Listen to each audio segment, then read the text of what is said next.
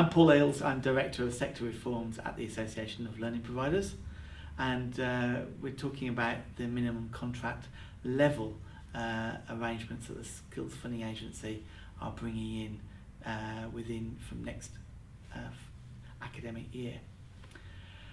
There's been a whole range of debate about where the starting point for the minimum contract level is going to be placed.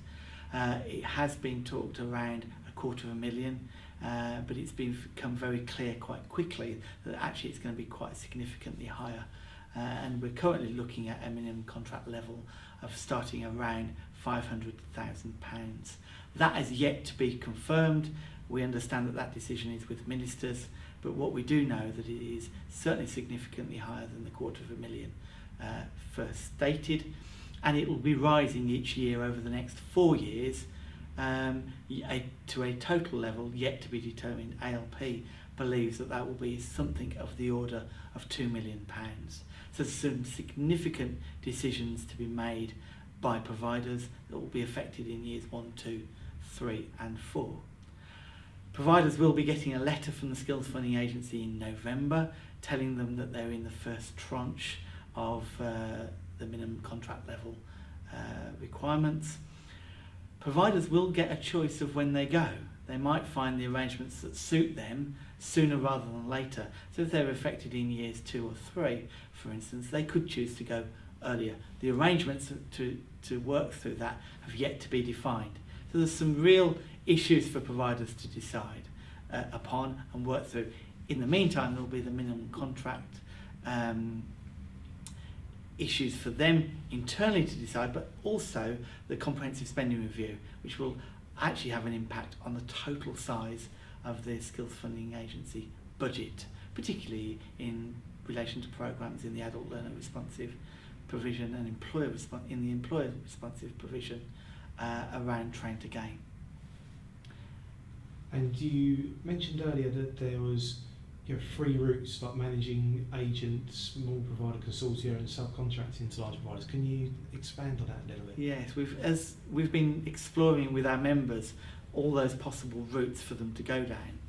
I think it's really interesting to see that there is not one route will suit all providers. It's very clear that there are a range of routes and a range of options within each of the routes. So for instance, consortia arrangements will be probably looking at do they work with their local provider network, which is a company limited by guarantee, owned by the members, and do they contract on the behalf of providers? Do organisations come together, do providers come together and form limited companies, either by guarantee or limited by share value? Whole series of arrangements there. Providers need to work through the complexities of each of those consortia types and to try and find the route that best fits them. In terms of the arrangements, if you're a provider with £365,000 worth of value and another one's got $500,000, another one's got $1 million, if you're coming into a company, setting up a company limited by share, what's the proportion of the share split? So there's some real big issues to come through. It feels very much that consortia provides providers with lots of flexibility to be in control of their own destiny. However, of course, there is some real issues about setting up such entities in such a time scale.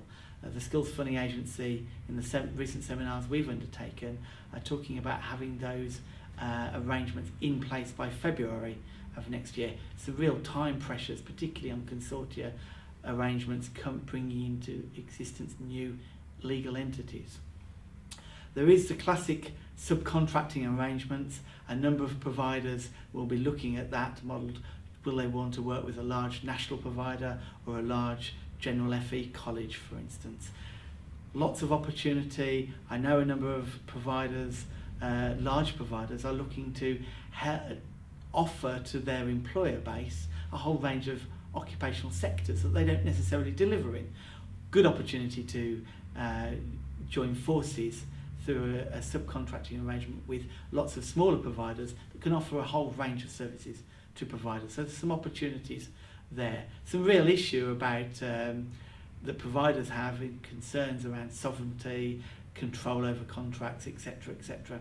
Interestingly, the large providers we've talked to, see it very much as a collaboration, as a partnership approach, and some very innovative opportunities that have been developed by some of the larger providers that we've discussed that. They've talked in terms of partnership, and I think that has, for some providers, that has really opened up some opportunities, and a number of small independent providers that have come to our recent events and seminars have come into the meeting saying, we want to explore the options of consortia or managing agents. We are not interested in being swallowed up by a larger provider. And I know at least 3 or 4 that have come to me afterwards and said, really liked what those organisations had to say. Really actually has completely changed my mind and my thinking that there is some real business opportunity to grow our provision, to remain sovereign, to work in partnership, and to find some economies of scale that I might not necessarily find elsewhere.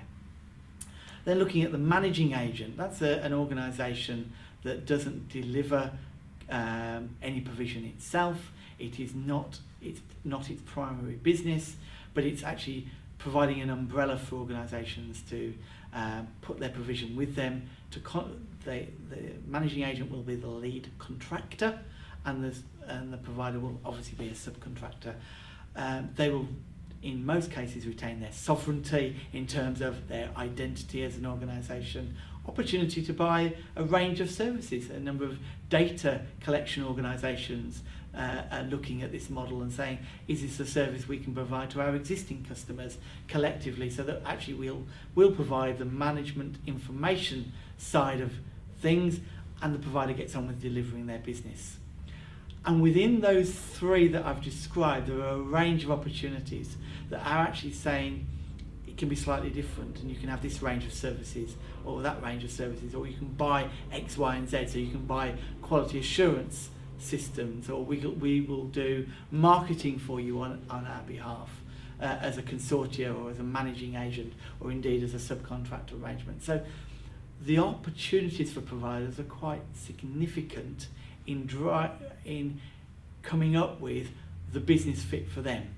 So to describe it as a model, as 3 distinct models, and you go in A, B or C, is actually quite misleading, because for as many providers out there offering a service within each of those categories, there are as many options available to providers. And I think it's about best fit for the business. Where do you want to take your business? Where do you see the future going for your organisation?